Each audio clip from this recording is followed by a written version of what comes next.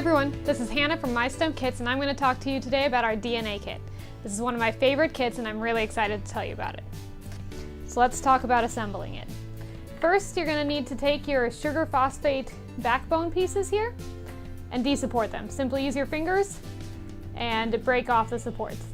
Once you've done that, look at your nucleotide bases. Now these have indications on the back that indicate whether or not it's a purine or a pyrimidine, and on the front they have a letter that indicates which one it is. So guanine, cytosine, adenine, thymine, and then when you're doing RNA, uracil. And so the kit comes with 18 of each base pair, which gives you a few extras depending on what you want to do. That way, in case one of your ball joints snaps when you're connecting it or something, it's not going to be an issue. You'll just have replacements built right into the kit.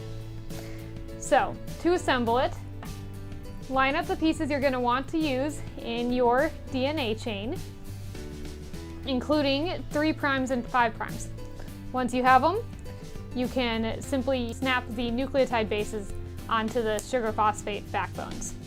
Now, if you have something that's a little bit loose and doesn't give you that good snap connection, you can just use a little bit of tape and wrap it around the circle on the sugar base, and then when you snap it in, you get a tighter connection. Once you have all of those, you can snap the sugar backbone pieces together to form a chain.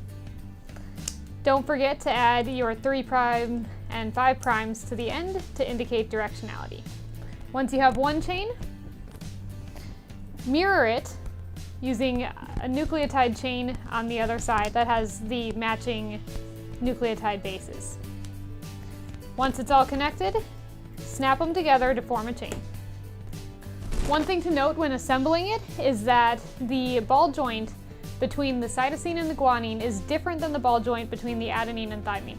Just like in the real world where adenine cannot bond with cytosine, in the same way the ball joints here are two different sizes that they will not connect or bond together. Once you have your complete chain built, you can just see how when you double helix it, it can condense and take up less space. Or you can talk more about how the processes of DNA replication, transcription, and translation work, and how even a simple genetic mutation that happens during replication can carry on all the way through transcription and translation into protein synthesis to give you the wrong protein, which can have side effects on the human body, for instance with sickle cell. As you can see, all the different things you can do with this, going in, doing DNA replication, then once you have your duplicated chain, you can go in and do DNA transcription where you're then forming a messenger RNA strand. That's where the uracils come in. And then take that messenger RNA, tie in your anticodons with your tRNA and actually connect them in, build your protein chain, and see how you create this protein macromolecule of amino acids you saw from development all the way from DNA replication. So whatever you're going to do with it, whether you're using it in middle school, high school, or beyond, it's a really great kit to have in your classroom. Thanks for listening.